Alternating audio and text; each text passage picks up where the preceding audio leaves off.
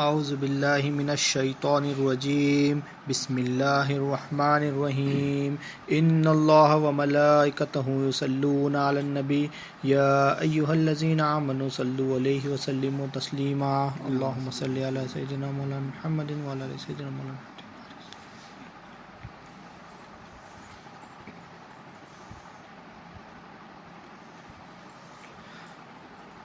اللہم صلی علی سیدنا مولانا محمد وعلی آل سیدنا مولانا محمد بارک وسلم. اللہ تعالیٰ کا بے انتہا فضل و کرم ہے جس نے ہمیں نبی کریم صلی اللہ علیہ وسلم کی امت میں پیدا فرمایا اور پیدا ہونے کا فخر عنایت فرمایا. الحمدللہ یہ فخر رش کے انبیاء نکلا. مزید برائے کرم ہوا کہ اللہ تعالیٰ نے ہمیں قرآن جیسی نعمت سے وابستہ فرمایا، اولیاء اللہ کے دامن سے وابستہ فرمایا اور تجدید ایمان کے لیے ہمیں یہاں جمع فرمایا. الحمدللہ آج ہم یہاں اپنے ایمان کی تجدید کرنے کے لیے بیٹھے ہیں. توحید سیریز کا جو ہمارا سلسلہ چل رہا تھا، تسلسل جو چل رہا تھا ہمارا توحید سیریز کا، آج اسی سلسلے کو آگے بڑھاتے ہوئے آج سمجھنے کی کوشش کریں اللہ تعالیٰ کی مدد سے، نبی کریم صلی اللہ علیہ وسلم کے رسالت کے فیضان سے، اولیاء اکرام کے ولایت کے فیضان سے آج سمجھنے کی کوشش کریں گے کہ اللہ ہی مالک ہے اور امانت کی حقیقت کیا ہے. تو پچھلے لیکچر میں ہم نے سیکھا ہے کہ اعتبارات الہ کے اوپر ہم بات کر رہے تھے کہ اعتبارات الہ جو ہے یعنی الہ، اللہ کو جو الہ ماننا، یعنی اللہ تعالیٰ کلمے میں لا الہ الا اللہ محمد رسول اللہ، اس کلمے میں اللہ تعالیٰ ایمان الہ پہ لے رہا ہے. یعنی اللہ کو اللہ جاننا ایمان نہیں ہے، اللہ کو الہ ماننا ایمان ہے. اور پچھلے بیان میں ہم اس طرح سے سیکھیں کہ الہ کی جو کسوٹی ہے، یعنی اللہ کو معبود جاننا، معبود کی حقیقت ہم نے سیکھا تھا کہ معبود کی جو کسوٹی ہے وہ ان اعتبارات الہ پہ رکھ کے معبود کی کسوٹی جان رہے تھے کہ ذات، صفات، افعال، آثار، یہ چار ہے اعتبارات الہ: ذات، صفات، افعال اور آثار. تو آج انشاءاللہ آثار کے بارے میں آج سمجھنے کی کوشش کریں گے تفصیل میں کہ آثار میں شرک کیا ہے، آثار میں توحید کیا ہے. آثار میں کیا، پچھلے بیان میں کیا سیکھا تھا کہ آثار میں یعنی آثار میں اللہ تعالیٰ کیسا رہنا، آثار میں الہ کیسا رہنا ہے. آثار میں الہ سارے جہانوں کا مالک رہنا، آثار میں الہ سارے جہانوں کا مالک ہونا چاہیے. تو آثار میں شرک کیا ہے؟ اللہ کے سوا غیر کو مالک بذات جاننا شرک ہے آثار میں. یعنی اللہ کو مالک بذات جاننا کیا ہے؟ اللہ تعالیٰ کو ہی مالک بذات جاننا آثار کی توحید ہے. تو آثار میں شرک کیا ہے؟ اللہ کے سوا کسی غیر کو مالک بذات جاننا شرک ہے. اور یہ شرک جس کے پاس آ جاتا ہے وہ ابدی جہنم میں ہوتا ہے، یعنی دائماً جہنم میں ہوتا ہے. یعنی شرک کی معافی نہیں ہے. انسان کتنے بھی بڑے گناہ کر لو، کتنے بھی بڑا گناہ گار ہو جانے دو، لیکن اس کے گناہوں کو معاف کرنے کے، اس کی بخشش کے کئی ذریعے ہیں. جیسے کہ نماز ہے، قرآن شریف ہے، اللہ تعالیٰ خود رحمان و رحیم ہے، نبی کریم صلی اللہ علیہ وسلم رحمۃ اللہ عالمین ہے. تو کئی ذریعے ہیں، اللہ تعالیٰ چاہے تو ان گناہوں کو معاف کر سکتا ہے بندے کے. لیکن یہ شرک ایک ایسا گناہ ہے جس کی کوئی معافی نہیں ہے، وہ دائماً جہنم میں ہوتا ہے. تو یہ آثار میں، یہ اولیاء اللہ آثار میں شرک نکالتے ہیں. تو اللہ کے سوا غیر کو مالک بذات جاننا، یا اپنے آپ کو مالک بنا لیے یا کسی اور کو مالک بذات جان لیے، تو یہ شرک ہوتا ہے. تو بتوں کی بت پرستی تو مسلمان نہیں کرتا ہے، بت کو سامنے رکھ کے اس کے اوپر اس کی بت پرستی تو نہیں کرتا ہے. ہر مسلمان بولتا ہے کہ یہ تو شرک ہے بولتا ہے. لیکن اس کے علاوہ ایک چھپا ہوا شرک ہوتا ہے جو انسان اپنے آپ کو مالک بھی ذات جان جاتا ہے.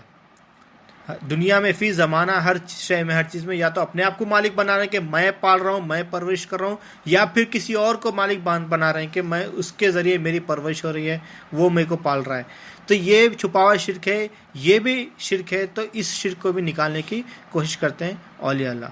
تو اب اپنے آپ کو مالک نہیں ماننا ہے، اپنے آپ کو مالک نہیں جاننا ہے، نہ کسی کو مالک جاننا ہے، مالک بھی ذات صرف اللہ کو جاننا ہے. تو اپنے پاس جو چیزیں، اللہ تعالیٰ اپنے کو بھی کچھ چیزیں عطا کیا ہوا ہے، تو اپنے پاس جو چیزیں ہیں اس کا کیا کریں گے؟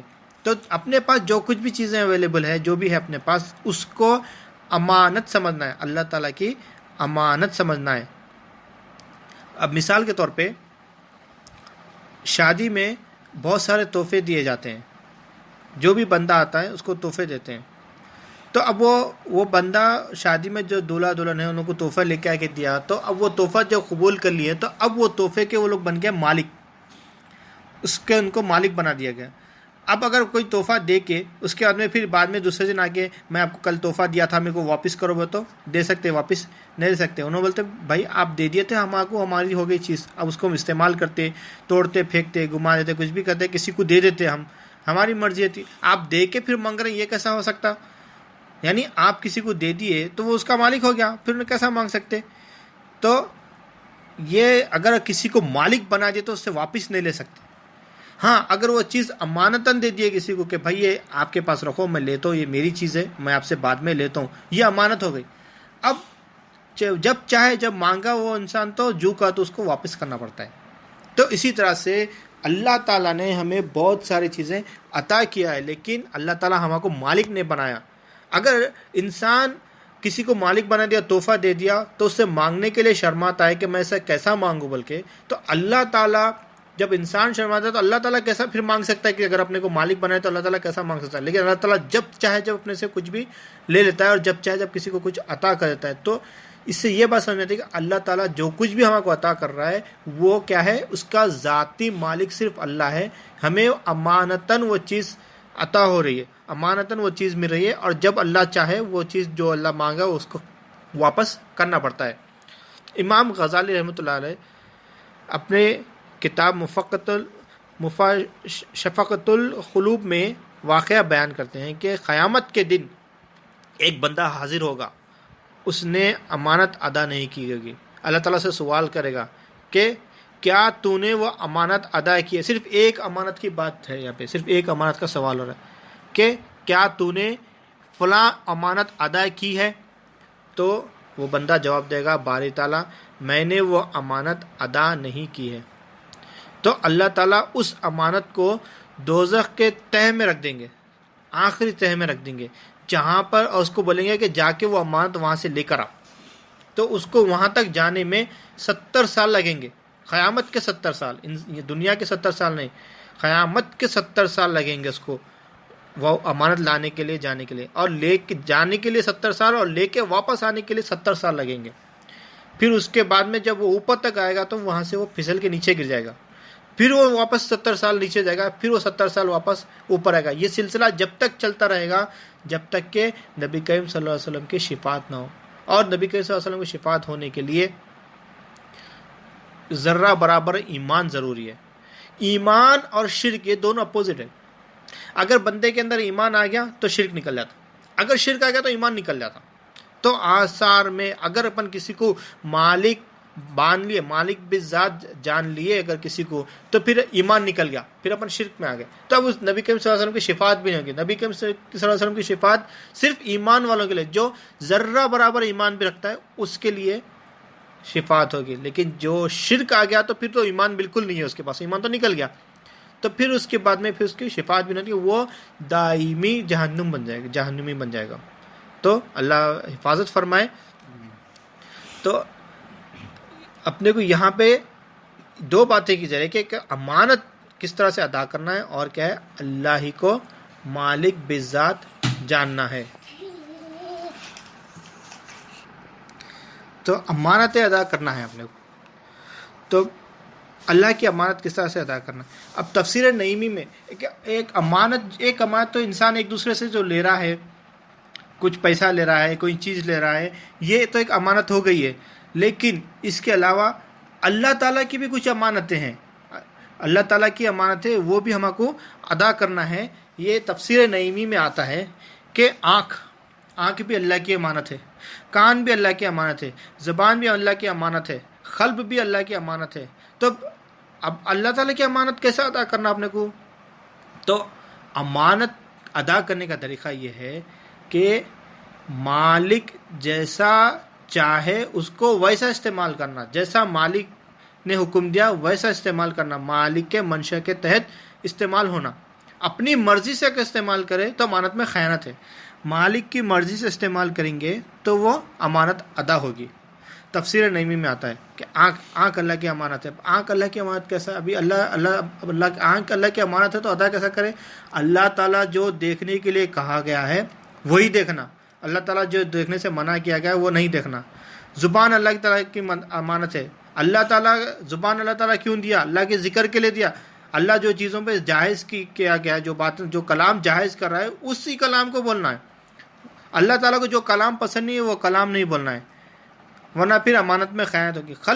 قلب کیا ہے؟ قلب ایمان رکھنے کی جگہ ہے۔ قلب میں گندگی کچرا نہیں ڈالنا ہے، دنیا نہیں ڈالنا ہے، قلب میں ایمان رکھنا ہے، اللہ کا ذکر، اللہ کی محبت ڈالنا ہے۔ یہ قلب بھی اللہ تعالیٰ کی امانت ہے۔ تو اب وہ کس طرح سے ادا کرے؟ تو اللہ جیسا چاہے ویسا استعمال کرنا، وہ کیا ہے؟ امانت ادا کرنا ہے۔ علم دین بھی اللہ کی امانت ہے۔ علم دین حاصل کرنا، علم دین کا حق ادا کیسا کرنا ہے؟ علم دین سب سے پہلے حاصل کرنا، اس کو سیکھنا علم دین، اس کے بعد اس کو سمجھنے کی کوشش کرنا، سمجھنے کے بعد میں اس پہ عمل کرنا، اور عمل کر کے دوسروں تک پہنچانا، تو پھر علم دین کی امانت ادا ہوئی۔ توحید اور رسالت بھی اللہ کی امانت ہے۔ توحید اور رسالت کی گواہی دینا یہ امانت ہے اللہ تعالیٰ کی۔ نبی کے تمام انبیاء ہے توحید کی گواہی لے کے، توحید اور رسالت کی گواہی لے کے، یہ انبیاء تو اپنی امانت ادا کر دیے۔ اب انبیاء کے بعد نبی کریم صلی اللہ علیہ وسلم آخری رسول، آخری نبی ہے، ان کے بعد میں کیا ہے؟ نبوت کا دروازہ بند ہو گیا، تو اس کے بعد میں نبی کریم صلی اللہ علیہ وسلم کے وارثین ہیں، ان سے علم حاصل کرنا، حاصل کر کے کیا کرنا ہے؟ اپنے کو وہ کام کرنا ہے، علم کا کام کرنا ہے، اپنے کو دین کا کام کرنا ہے۔ کیا کرنا ہے؟ توحید جیسا نبی کریم صلی اللہ علیہ وسلم کے وارثین لے کر یہاں تک لے کر آئے، اپنے کو بھی وہی کام آگے بڑھانا ہے۔ پہلے توحید اور رسالت سیکھنا ہے، اس کو سمجھنا ہے، پھر لوگوں تک پہنچانا ہے، بندوں کو اللہ تعالیٰ سے جوڑنا ہے۔ یہ ہمارے پاس ایک امانت ہے، وہ امانت کو ادا کرنا ہے۔ علم سیکھنا ہے، سیکھ کے پھر خاموش میں رہنا، لوگوں تک پہنچانا، جتنا بھی سیکھے لوگوں تک پہنچانا، اور بندوں کو اللہ سے جوڑنے کی کوشش کرنا۔ عشق اور محبت بھی امانت ہے۔ عشق اور محبت امانت کیسا ہے؟ عشق اور محبت اللہ تعالیٰ سے، نبی کریم صلی اللہ علیہ وسلم سے اگر ہو تو وہ امانت ہے، وہ امانت کا ادا ہوا، امانت کی ادائی ہوئی۔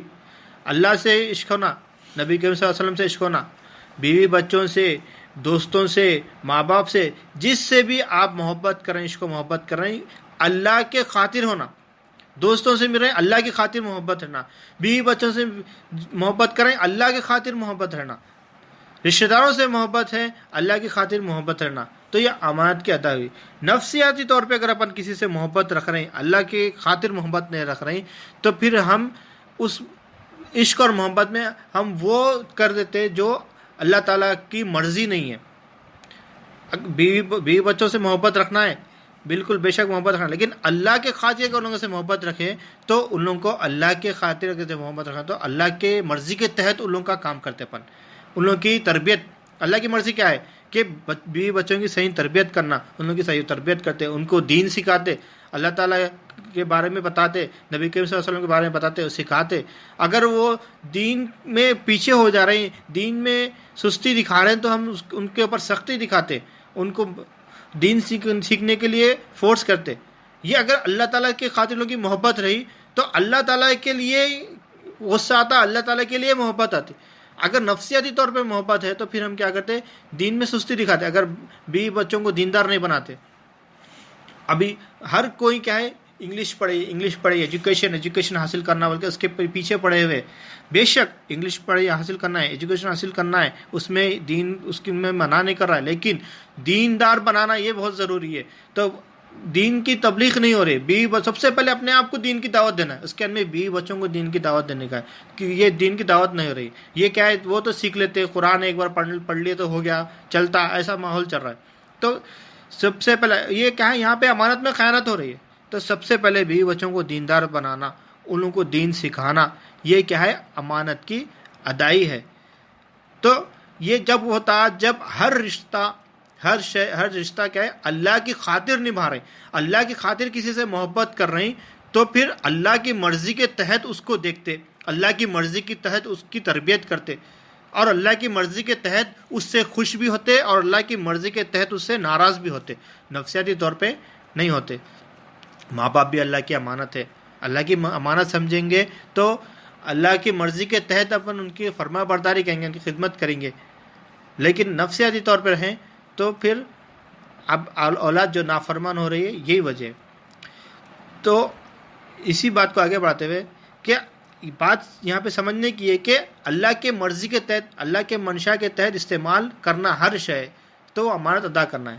اب اس کو سمجھنے کے لیے ایک مثال رکھ کے سمجھنے کی کوشش کریں گے کہ ایک گھر ہے، کرائے کا گھر ہے، اب بندہ کرائے پہ گھر لیا، تو اب کوئی بھی آ کے پوچھے بھائی یہ گھر کس کا ہے، تو اپن کیا بولتے ہیں، یہ گھر میرا ہے، بولتے اب میرا ہاں یہ گھر میں رہ رہا ہوں، لیکن اپنے دل میں تصدیق کس کی ہوتی کہ میں تو کرایہ دار ہوں، ہاں میں یہاں رہتا ہوں، صحیح بات ہے میرا گھر ہے، لیکن اس کا ذاتی مالک کوئی اور ہے، میں نہیں ہوں اس کا ذاتی مالک، مکاندار ہے الگ ہے، ان کا گھر ہے بولتے، اور ان کی مرضی کے تحت گھر استعمال ہوتا۔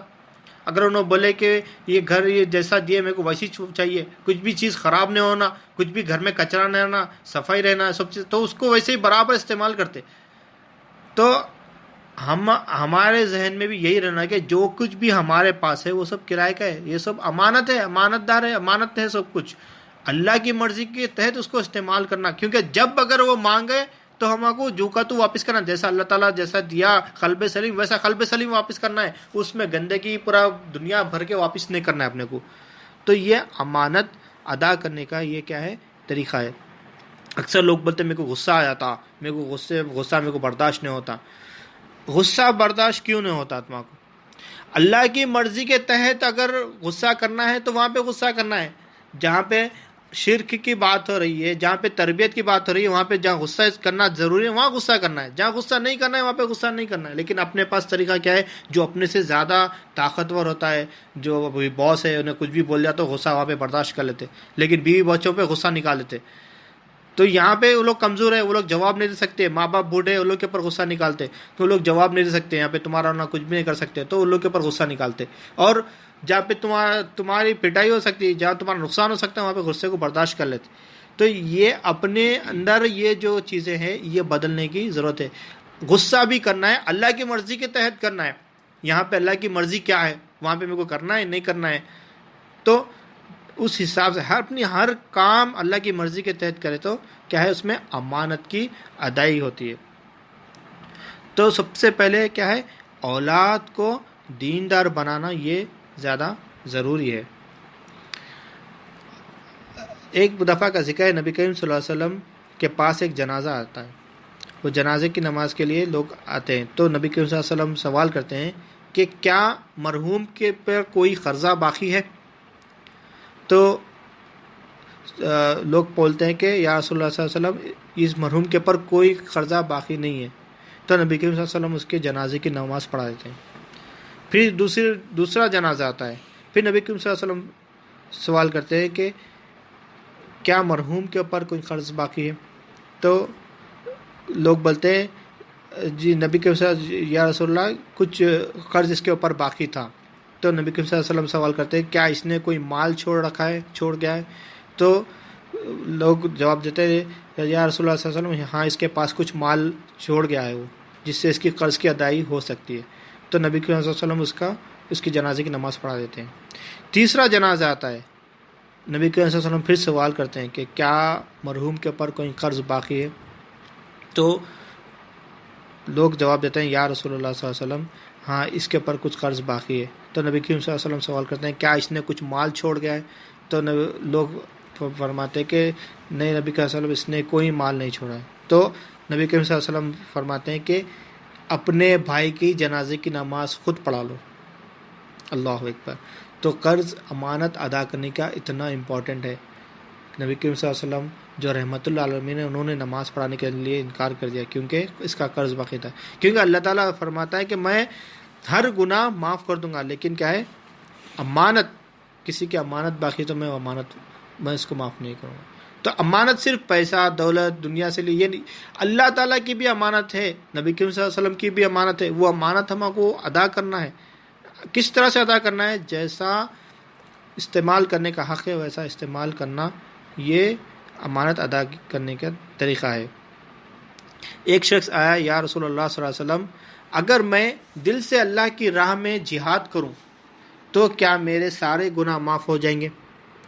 تو نبی کریم صلی اللہ علیہ وسلم جواب دیتے ہیں، ہاں، وہ شخص کو جواب دیتے ہیں ہاں کہ تمہارے سارے گناہ معاف ہو جائیں گے۔ تو پھر وہ شخص واپس جانے لگا، تو نبی کریم صلی اللہ علیہ وسلم اسے روک کے فرمائے کہ شہید کے سارے گناہ معاف ہو جاتے سوائے قرض کے، مگر قرض معاف نہیں ہوتا۔ تو شہید اتنا بڑا درجہ ہے شہید کا کہ اس کا خون زمین پہ گرنے سے پہلے اللہ تعالیٰ اس کو معاف کرتا ہے، اس کو جنت دیتا ہے، لیکن قرض ایک ایسی چیز ہے جو اللہ تعالیٰ شہید کو بھی معاف نہیں کروں گا بولتا ہے۔ قرآن سے بات کو آگے بڑھائیں گے انشاءاللہ۔ سورہ آل عمران آیت نمبر 26 اور 27 میں ترجمہ، اعوذ باللہ من الشیطان الرجیم، بسم اللہ الرحمن الرحیم۔ اے پیغمبر، تم یوں کہو کہ اے اللہ سارے ملک کے مالک، تو جس کو چاہے سلطنت عطا کر دے اور جسے چاہے سلطنت چھین لے، اور جس کو عزت دے اور جس کو چاہے ذلت دے، ہر طرح کی بھلائی تیرے ہی ہاتھ میں ہے، بے شک تو ہی ہر چیز پہ قادر ہے، تو ہی رات سے دن کو نکالتا ہے، دن کو رات سے، اور تو ہی بے جان سے جاندار پیدا کرتا ہے اور جاندار سے بے جان کو، اور جس کو چاہا رزق عطا فرماتا ہے۔ تو اس آیت مبارک میں اللہ تعالیٰ واضح بتاتا ہے کہ اے اللہ سارے ملک کے مالک، تو جسے چاہے سلطنت دیتا ہے۔ تو اللہ تعالیٰ سارا زمین و آسمان کا سارے کا مالک اللہ تعالیٰ ہے۔ یہ ایک تو اللہ تعالیٰ بتا دے رہا ہے کہ میں ہی مالک ہوں، اور جسے چاہے سلطنت عطا کرتا ہے، یعنی جو کچھ بھی جو سلطنت ہے، یعنی جو جس کے پاس پیسہ ہے، دولت ہے، جو کچھ بھی نعمت آتا ہے وہ اللہ تعالیٰ جسے چاہے اس کی مرضی، اللہ تعالیٰ جسے چاہے عطا کر دے اور جسے چاہے اسے چھین لے، جسے چاہے عزت دے دے، جس سے چاہے ذلت دے دے۔ تو اللہ تعالیٰ کبھی بھی کسی کو بھی کچھ بھی عطا کر سکتا ہے اور کسی سے بھی کچھ بھی چھین سکتا ہے۔ اللہ بے شک اللہ تعالیٰ ہر چیز پر قادر ہے۔ تو یہاں پہ اس آیت میں بتا دیا ہے کہ اللہ تعالیٰ ہی مالک ہے۔ اس آیت سے سمجھ میں آیا کہ اللہ تعالیٰ ہی مالک ہے، تو جب چاہے جب اللہ تعالیٰ دے رہا اور جب چاہے جب اپنے سے واپس لے رہا، تو اس سے یہ بھی بات سمجھ میں آتی کہ ہمارے پاس جو کچھ بھی ہے امانت ہے، اللہ تعالیٰ نے دیا ہوا ہے، اللہ تعالیٰ کو واپس کرنا ہے۔ جب کسی کا انتقال ہوتا ہے یہی بات کرتے ہیں نا، کمن ان للہ و انا الیہ راجعون، کہ بے شک ہر چیز اللہ تعالیٰ کی، اللہ تعالیٰ کو واپس لوٹنا ہے اللہ تعالیٰ کی طرف۔ تو امانت ہے اسی لیے لوٹنا ہے، اگر امانت نہیں ہوتے ہم ہی مالک ہوتے تو پھر لوٹنے کی ضرورت کیا تھی؟ تو یہ آیت سے ہم کو یہ بات ثابت ہوئی کہ اللہ ہی مالک ہے اور ہمارے پاس کیا ہے، جو کچھ بھی امانت ہے، ہم اللہ کی ملک ہے۔ اب اللہ کی ملک ہے تو ملک کا کام کیا ہوتا؟ ملک کیا کرتا؟ ایک مالک ہے، ایک ملک ہے۔ مالک کا کام الگ الگ ہوتا، ملک کا کام الگ رہتا۔ مالک کا کام کیا ہے؟ پرورش کرنا، اس کی حفاظت کرنا، اس کو جو کچھ بھی اس کی حاجتیں ہیں اس کی ساری حاجتیں پوری کرنا۔ تو اللہ تعالیٰ مالک ہے، اللہ تعالیٰ اپنی ہر حاجت پوری کر رہا ہے، ہر حاجت کو پوری کر رہا ہے، اپنا کام اللہ تعالیٰ کر رہا ہے، لیکن ہم ملک ہے۔ تو ہمارا کام کیا ہے؟ کیا ہم اپنا کام کر رہے ہیں؟ ملک کا کام کیا ہے؟ ملک کا کام کیا ہے؟ مالک کے حوالے ہو جانا ہے، مالک کے حوالے ہو جانا ہے اور اس کی فرما برداری کرنا ہے، یہ ملک کا کام ہے۔ تو جیسے کہ مثال کے طور پہ ایک کار ہے، کار کیا ہے؟ ملک ہے، اس کا ایک مالک ہے۔ اب کار یہ نہیں بولتی کہ میرے کو جانا ہے تو میں یہاں نہیں جاتی ہوں، وہاں نہیں جاتی ہوں، میرے کو ادھر نہیں جانا ہے، ادھر نہیں جانا ہے۔ مالک جدھر اس کو لے کے جائے، گاڑی ادھر لے کے جاتی ہے، ادھر جاتی ہے۔ اس کو اچھی ہائی وے پہ لے کے چلا جائے گا تو وہاں پہ بھی چلتی ہے۔ اگر وہاں سے ہائی وے سے نکال کے کوئی کچے رستے پہ لے کے چلے جائیں وہاں پہ بھی چلے جاتی ہے۔ دھوپ میں رکھ دیں تو دھوپ میں رہتی ہے۔ وہ جہاں جیسے حالت میں رکھے ویسے حالت میں کار رہتی ہے۔ یہ نہیں بولتی ہے کہ میں دھوپ میں نہیں رکوں گی، میرا کلر خراب ہو جاتا، ایسا نہیں بولتی ہے۔ اس میں پیٹرول ختم ہو تو کار پریشان نہیں ہوتی کہ میرا پیٹرول ختم ہو رہا، آپ کیسا؟ وہ مالک کا کام ہے، پیٹرول ختم ہو پیٹرول دلانا مالک کا کام ہے، جب تک چلنا ہے چلنا اس کا کام ہے۔ تو اسی طرح سے ہم ملک بنے تو ہمارا کام کیا ہے؟ اللہ کے حوالے ہونا ہے، مالک کے بھی ذات، جو ذاتی مالک ہے اس کے ہم حوالے ہونا ہے، اس کی فرما برداری میں لگنا ہے کہ اللہ تعالیٰ جو حکم دیا اس پہ کر گزرنا ہے، اس کی فرما برداری پہ لگنا ہے. ہم کو مالک نہیں بننا ہے، لیکن ہم کیا کر رہے ہیں؟ اللہ تعالیٰ کا کام لے لیا، ہم مالک بن گئے. ہم کیا ہے؟ میں پرورش کر رہا ہوں، میں پال رہا ہوں، میں کر رہا ہوں، یہ چیزیں میں کر رہا ہوں، میں وہ کر رہا ہوں، اپنے آپ کو مالک بنا لیا. تو اللہ تعالیٰ کیا کرتا؟ جب تو کرنا چاہتا تو کر لے بول کے اللہ تعالیٰ حل پہ چھوڑ دیتا. اللہ اکبر. تو ہمارا کو کیا ہے؟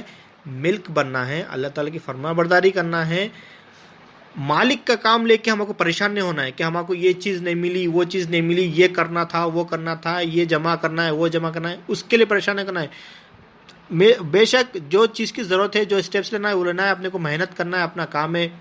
یہ کیا ہے؟ اسباب والی دنیا ہے، حکمت والی دنیا ہے، حکمت سے اپنے کو کام لینا ہے، محنت کرنا ہے، لیکن بھروسہ اللہ پہ رہنا کرنا ہے کہ مالک اللہ ہے، عطا کرنے والا اللہ ہے، اللہ ہی عطا کرنے والا، اللہ ہی مالک ہے. بھروسہ اللہ پہ کرنا ہے، اللہ ہی پرورش کرنے والا، یہ سننا ہے، اپن مالک بننے کی کوشش نہیں کرنا ہے. نبی کریم صلی اللہ علیہ وسلم ارشاد فرماتے ہیں کہ میری امت کے لیے خیر ہے اور برکت ہے جب تک وہ امانت کی حفاظت کرے. تو جب تک ہم اپنی امانتوں کی حفاظت کریں گے وہ تو ہماری خیر اور برکت اسی میں ہی ہے. لیکن ہم بے ایمان ہو جائیں گے، خیانت کریں گے امانت میں، تو پھر ہمارے پاس سے خیر اور برکت چلے جاتے ہیں. اولیاء اللہ فرماتے ہیں کہ دنیا کی ہر چیز اللہ کے معرفت حاصل کرنے کے لیے، معرفت حاصل کرنے کا ذریعہ ہے، اور سب سے بہترین ذریعہ ہے انسان ہی سب سے بہترین ذریعہ ہے. اپنے آپ میں غور و فکر کرنا چاہیے. اپنے آپ میں غور و فکر کرے تو سمجھ میں آتا ہے کہ اپنے اندر کتنے اللہ تعالیٰ کی نعمتیں ہیں، کتنی امانتیں ہیں ادا کرنے کی، اور اللہ تعالیٰ ہماری پرورش کیسے کر رہا ہے یہ بھی اپنے کو سمجھ میں آتا ہے. جیسا آنکھ ہے، آنکھ ہم بچپن سے دیکھ رہے ہیں، کبھی ہم آپ کے آنکھ کے اوپر محنت کر کے ہم کیسا دیکھ رہے ہیں، اس میں کیا کیا ضرورت ہے، کیا چیزوں کی ضرورت ہے، کان سے سن رہے ہیں، منہ سے بول رہے ہیں، جسم میں رگاں ہیں، رگوں میں خون ہے، خون کی دورانگی ہے، ہر جسم کے ہر ایک حصے کی رگ الگ ہے، باریک موٹی، جہاں باریک ہونا ہے باریک ہے، جہاں موٹی ہونا ہے موٹی ہے. خون کا دوران جسم میں جیسا جیسا ہونا ہے ویسے ویسے جتنا ہونا ہے اتنا ہی ہو رہا ہے. زیادہ بھی ہو گیا تو مشکل ہے، کم بھی ہو گیا تو مشکل ہے. دل کی دھڑکن ہے، جیسا دھڑکنا ہے ویسے ہی دھڑک رہا، کم ہو گیا بھی تو مشکل ہے، زیادہ ہو گیا بھی تو مشکل ہے. دماغ ہے، سارا نروس سسٹم دماغ میں، ہم سائنس میں پڑھے کہ دماغ میں سارا نروس سسٹم ہے، پورا الیکٹرک سسٹم ہے اس کے اندر. ہمارے اندر جسم میں الیکٹریسٹی بھی ہے، وٹامنس ہے، اے بی سی ڈی، پتہ نہیں کیا کیا وٹامنس ہے. تو یہ جب بلڈ ٹیسٹ کرائے تو اس میں معلوم ہوتا ہے کہ اتنے چیزیں ہیں، اتنے نارمل رہے، اتنا چیزیں اب نارمل، یہ رینج میں رہے تو نارمل ہے، یہ رینج کے باہر گئے تو اب نارمل کے. تو ہم کبھی اس کے اوپر محنت کریں کہ ہمارے کو یہ چیز نارمل ہونا چاہیے، اس کے لیے اپنے کو کیا کیا کرنا ہے، کیا نہیں کرنا ہے. اللہ تعالیٰ وہ سسٹم چلا رہا ہے، بچپن سے لے کے اب تک سسٹم چلا رہا ہے. بچپن میں کھانا کھا رہے تو اس میں حلق کی جگہ چھوٹی تھی، کھانا کھانے کی جگہ چھوٹی تھی، پھر بڑے ہوئے تو پھر ہمارا جسم بھی بڑا ہوا، ہماری حاجتیں بڑی ہوئی تو ہمارا جسم بھی بڑا ہو رہا. تو اللہ تعالیٰ ہماری پرورش کیسے کر رہا ہے؟ کبھی ہم اس کے اوپر محنت کریں نہیں، اپنے آپ ہی پرورش اللہ تعالیٰ کر رہا ہے، ہر چیز کی صلاحیتیں بڑھا رہا ہے. پھر اچھے چیزیں پورا جو کھا رہے ہیں اس سے وٹامن وغیرہ جو بن رہا ہے کا جہاں جو بننا ہے وہ بن رہا ہے. پھر خراب جو ہے وہ ڈرین بن کے وہ نکل جا رہا ہے. اگر وہ ڈرین بن کے نہیں نکلا وہ بھی مشکل ہے، وہاں پر بھی آدمی کی حاجت ہے وہ بھی رک جائے گی تو وہی مشکل ہے. تو اللہ تعالیٰ ہر شے میں، ہر چیز میں اللہ تعالیٰ ہماری حاجتیں پورے کر رہا ہے. یہ سب سے بڑی نعمت ہماری ہے. اللہ تعالیٰ یہ ہماری دنیا کی ہر چیز کی حاجت اللہ تعالیٰ بہتر حاجت روا ہے، ہم سے زیادہ بہتر جاننے والا ہے، ہماری حاجتیں ہماری پوری کر رہا ہے. ہم حاجتوں کو لے کے پریشان نہیں ہونا ہے، اللہ تعالیٰ کو حاجت روا ماننا ہے. اور یہ کب مانتے ہیں ہم؟ کیا ہے؟ آثار میں اللہ تعالیٰ کو مالک بالذات مان لیے تو ہر چیز کا حاجت روا اللہ کو مانتے، خود مالک بننے کی کوشش نہیں کرتے، اور پھر اپن کیا ہے؟ اللہ کی ملک بنتے. اللہ جیسا دیکھنا چاہ رہا ویسا دکھتے. اللہ تعالیٰ جیسا ہم کو پہچاننا چاہ رہا، جیسا اللہ تعالیٰ ہم کو دیکھنا چاہ رہا ویسا دکھتے. جو کام کروانا چاہ رہا اللہ تعالیٰ ہم سے وہ کرواتے. ہم دنیا میں جو مقصد لے کے آئے وہ مقصد پہ ہم کام کرتے اور اللہ تعالیٰ کی پہچان حاصل کرتے اور اللہ تعالیٰ کی ملک بنتے. لیکن خود کو مالک بنا لیے تو پھر ہم اللہ کی مرضی کے تحت امانتیں ادا نہیں کرتے، امانت میں خیانت ہوتی. تو آج اسی کے ساتھ میں اپنی بات کو ختم کرتا ہوں. آج جو کچھ بھی ہم نے سیکھا ہے کہ اللہ کو مالک جاننا ہے، اللہ ہی سارے جہانوں کا مالک بالذات ہے، آثار میں اللہ کے سوا غیر کو مالک بالذات جاننا شرک ہے، اور شرک کی سزا دائماً جہنمی ہے۔ تو اللہ تعالیٰ حفاظت فرمائے اور اللہ تعالیٰ کو مالک بالذات سمجھنے کی توفیق عطا فرمائے۔ آج جو کچھ بھی کہا گیا سنا گیا اس سے کہنے سننے سے زیادہ اس پہ عمل کرنے کی توفیق عطا فرمائے۔ ان اللہ و ملائکتہ یصلون علی النبی یا ایھا الذین آمنوا صلوا علیہ وسلموا تسلیما اللہم صلی علی سیدنا مولانا محمد وعلی آلہ وسلم بفضل سبحان رب العزۃ عما یصفون وسلام علی المرسلین والحمد للہ رب العالمین۔